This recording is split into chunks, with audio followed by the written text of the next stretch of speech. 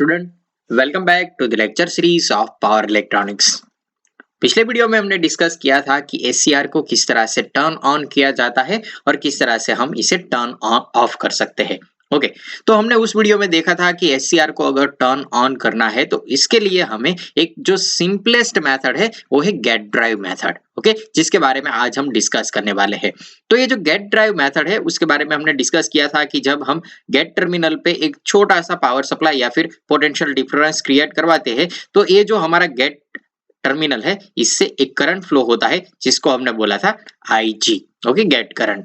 तो ये IG current है वो इस एससीआर को फॉरवर्ड ब्लॉकिंग मोड से फॉरवर्ड कंडक्शन मोड में ट्रांसफर करता है, जिसकी वजह से यहां से करंट फ्लो हो सकता है जो कि था anode to cathode current. Okay, तो जब हम यहाँ पे डीसी पावर सप्लाई या फिर पोटेंशियल डिफरेंस कांस्टेंट यहाँ पे अप्लाई करके रखते हैं तो इससे क्या होता है कि यहाँ पे जो एक करंट फ्लो होता है एनोड टू कैथोड करंट, उसमें ये जो गेट करंट है वो डिस्टरबेंस क्रिएट करता है, जिसकी वजह से यहाँ पे पावर लॉस इंक्रीज होता है। ओके, तो इस चीज को अगर रिमूव करना है, ये जो हमारा पावर का जो लॉस होता है इसे हमें रिमूव करना है, तो इसके लिए गेट ड्राइव मेथड में कांस्टेंट डीसी पावर सप्लाई की बजाय यहाँ पे गेट पल्स यूज होते हैं। ओके, एक टाइप के पल्स यूज होते हैं जिसके बारे में आज हम इस वीडियो में डिस्कस करने वाले हैं कि उस पल्स की रिक्वायरमेंट क्या है और उस पल्स को यूज करके किस तरह से हम पावर लॉस को रिड्यूस कर सकते हैं। तो चलिए स्टार्ट करते हैं।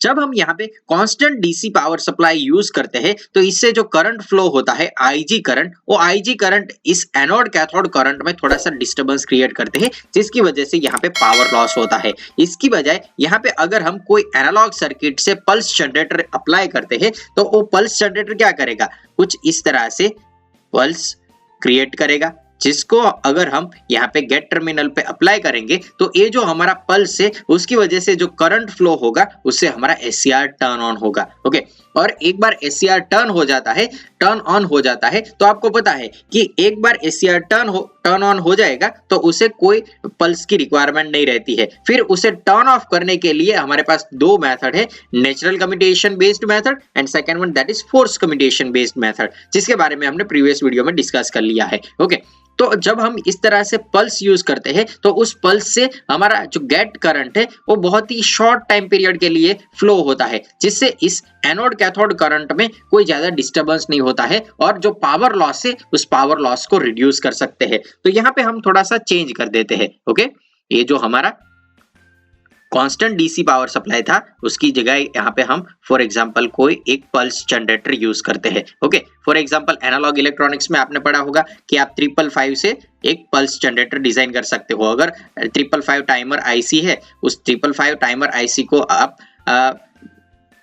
ए स्टेबल मोड में यूज करोगे तो ए स्टेबल मोड में ए पल्स जनरेट करती है। ओके, कुछ इस तरह से। ओके, और इसके लिए इसे कोई एक्सटर्नल पल्स जनरेटर की रिक्वायरमेंट नहीं होती है, सिर्फ आप इसे डीसी पावर सप्लाई यूज करते हो, कोई फॉर एग्जांपल 9 वोल्ट का सेल यूज करते हो तो 9 वोल्ट से आप इस 555 टाइमर से कुछ इस तरह के पल्स बना सकते हो। ओके, जिसमें आप ड्यूटी साइकिल भी कंट्रोल कर सकते हो। तो जो ये एससीआर होता है, इस एससीआर में अगर आप कुछ इस तरह की 555 टाइमर आईसी से पल्स जनरेट करवाते हो तो उस सर्किट को हम बोलते हैं ट्रिगरिंग सर्किट। ओके, तो ये जो ट्रिगरिंग सर्किट है, इस ट्रिगरिंग सर्किट से अगर आप कुछ इस तरह से पल्स जनरेट करवा सकते हो और इस पल्स को अगर आप एससीआर के गेट टर्मिनल पे अप्लाई करते हो तो ये जो 9 वोल्ट के पल्स है इससे आप एससीआर को इजीली टर्न ऑन कर सकते हो। और इसका जो टर्न ऑन टाइम होता है, ये जो एससीआर है इसका टर्न ऑन टाइम होता है, इसके बारे में भी हमने प्रीवियस वीडियो में डिस्कस कर लिया था। इसका टर्न ऑन टाइम होता है अप्रोक्सीमेट 5 माइक्रोसेकंड। ओके,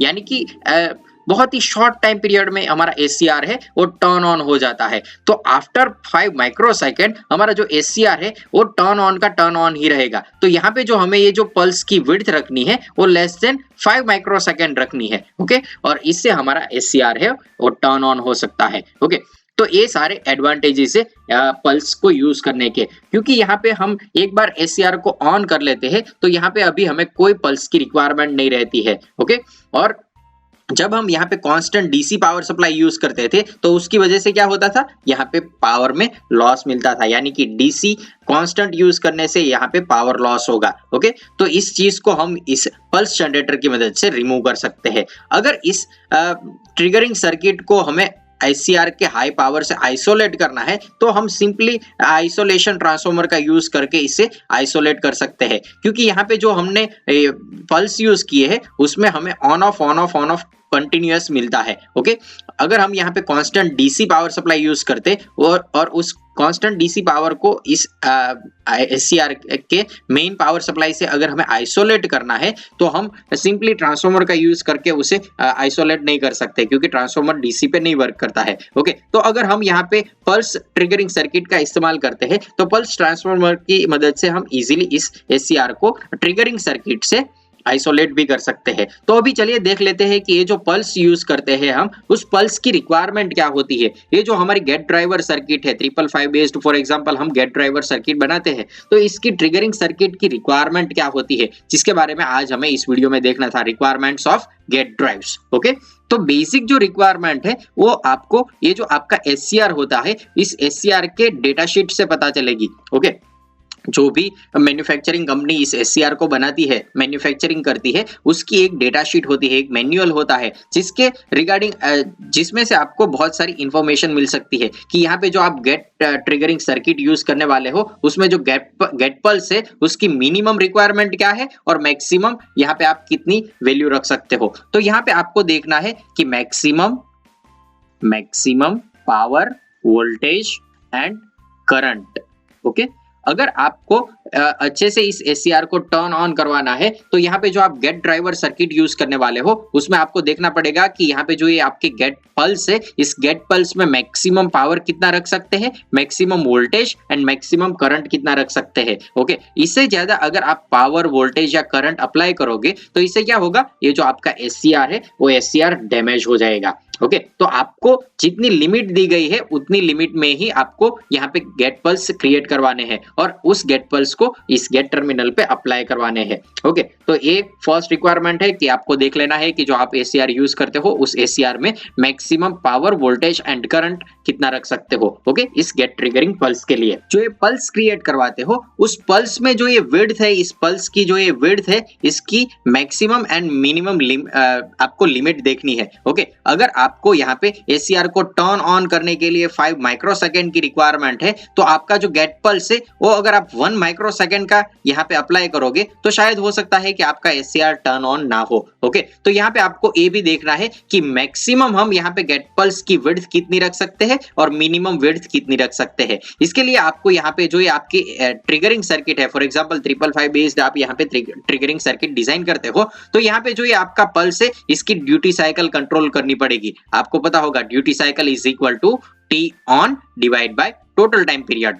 जो ये जो आपका पल्स है इसकी width divide by total time जो यहाँ पे आपको एक साइकिल के लिए मिलता है। ओके, तो यहाँ से आपको ड्यूटी साइकिल कंट्रोल करनी पड़ेगी। अगर ड्यूटी साइकिल आपको यहाँ पे चाहिए 4% और आपने यहाँ पे सेट की है 1% तो आपका एससीआर उससे टर्न ऑन नहीं होगा। यानी कि आपको यहाँ पे देखना पड़ेगा कि यहाँ पे जो ये आपका एससीआर है उसमें मिनिमम यहाँ पे आप कितनी ड्यूटी साइकिल और टर्न ऑन टाइम रख सकते हो। ओके, जिससे आपका एससीआर इजीली टर्न ऑन हो सके। ओके, दूसरी चीज है यहाँ पे जो ये आपका गेट पल्स है उसमें maximum power multiply by maximum pulse width multiply by maximum pulse frequency, ये जो आपको अमाउंट मिलता है उस अमाउंट की जो वैल्यू है वो जो आपको यहाँ पे एससीआर दिया गया है उस एससीआर के गेट पे आप अप्लाई कर सकते हो। उससे उस मैक्सिमम पावर से ज्यादा नहीं होनी चाहिए। ओके, मैक्सिमम पावर जितना आप अप्लाई कर सकते हो मल्टीप्लाई बाय मैक्सिमम पल्स की विड्थ, मैक्सिमम फ्रीक्वेंसी। ओके, इन तीनों को आप मल्टीप्लाई करते हो और जो आपको नंबर मिलता है वो नंबर आप यहाँ पे जो एक गेट टर्मिनल है उस पे जो दिया गया मैक्सिमम पावर है उस मैक्सिमम एवरेज पावर से ज्यादा नहीं होनी चाहिए। ओके, तो हम यहाँ पे लिख देते हैं इज लेस देन और equal to allowable average power. Okay, इससे ज्यादा अगर आप अप्लाई करोगे तो आपका एससीआर है वो हो सकता है डैमेज हो जाए। ओके, तो यहाँ पे ये भी चीज आपको ध्यान रखनी है। ओके, तो रिक्वायरमेंट ऑफ गेट ड्राइव में आपको ये चीज भी देखनी है कि यहाँ पे आप मैक्सिमम अलाउेबल एवरेज पावर से ज्यादा पावर अप्लाई ना कर दो, वरना आपका एससीआर है वो डैमेज हो जाएगा। ओके, नेक्स्ट थिंग है कि यहाँ पे अगर आपको एससीआर को ट्रिगर करवाना है तो इसके लिए जो आपने ट्रिगरिंग सर्किट डिजाइन की है, इस ट्रिगरिंग सर्किट को आइसोलेट करना है तो कौन सा आप यहाँ पे आइसोलेटर यूज करें। ओके, क्योंकि यहाँ पे आप ऑप्टोकपलर बेस्ड आइसोलेटर लगा सकते हैं, तो यहाँ पे मैं लिख देता हूँ ऑप्टोकपलर बेस्ड आइसोलेटर। और फॉर एग्जांपल आप ट्रांसफॉर्मर बेस्ड यूज करना चाहो, ट्रांसफॉर्मर बेस्ड आइसोलेशन आप यूज करना चाहो, तो आपको दोनों चीज को आइसोलेट करना पड़ेगा। आपकी जो गेट ड्राइव सर्किट है, गेट ड्राइव सर्किट एंड जो आपकी हाई पावर का जो मॉसफेट है, जिससे आप हाई पावर मेन पावर आप बोलते हो। ओके, तो मेन पावर यानी कि जो ये आपका यहाँ पे जो ये सोर्स है, वोल्टेज सोर्स है, उससे आपको यहाँ पे इन दोनों को आइसोलेट करना पड़ेगा। ओके, तो इसके लिए आप ऑप्टोकपलर बेस्ड आइसोलेशन या फिर ट्रांसफॉर्मर बेस्ड आइसोलेशन यहाँ पे आप यूज कर सकते हो। ओके, तो ये चीज भी आपको यहाँ पे ध्यान रखनी है। नेक्स्ट थिंग है दैट इज यहाँ पे जो ये आप गेट ट्रिगरिंग सर्किट यूज करने वाले हो, उस गेट ट्रिगरिंग सर्किट में आपको कुछ इस तरह से यूज करना पड़ेगा जिससे यहाँ पे जो आपका जो करंट है वो यहाँ पे सोर्स के फॉर्म में यूज करे। ये जो आपकी गेट ट्रिगरिंग सर्किट है ये एक तरह का सोर्स होना चाहिए, जैसे जिससे यहाँ पे करंट आप यहाँ पे गेट टर्मिनल पे ऐड कर सको, ना कि यहां से आप सिंक करो। ओके, सोर्स यानी क्या होगा, ये जो आपका सोर्स है, पल्स का सोर्स है, वो गेट टर्मिनल पे कोई पल्स अप्लाई करेगा। ओके, यानी कि करंट अगर वो गेट टर्मिनल से वापस खींचेगा तो इससे क्या होगा, आपका जो एससीआर है वो एससीआर टर्न ऑफ हो जाएगा। यानी कि हम कंपलसरी यहाँ पे आपका जो ये गेट करंट है वो पॉजिटिव होना चाहिए। अगर रिवर्स डायरेक्शन में करंट फ्लो होगा तो इससे क्या होगा, ये जो आपका एससीआर है उसमें J2 जंक्शन जो होता है वो J2 जंक्शन रिवर्स बायस में हो जाएगा और रिवर्स बायस में ओपन सर्किट हो जाता है, जिसकी वजह से आपका एससीआर टर्न ऑफ हो जाएगा। ओके, तो ये चीज भी आपको ध्यान रखनी है कि यहाँ पे जो ये गेट करंट है वो कंपलसरी यहाँ पे पॉजिटिव होना चाहिए, नेगेटिव नहीं होना चाहिए। अगर नेगेटिव होगा तो आपका एससीआर टर्न ऑफ हो जाएगा। तो ये सारे पॉइंट्स है जिसके बारे में हमें ध्यान रखना है जब भी हम एससीआर बेस्ड कोई भी कन्वर्टर डिजाइन करते हैं तब। ओके, तो ये थे रिक्वायरमेंट्स ऑफ गेट ड्राइव्स।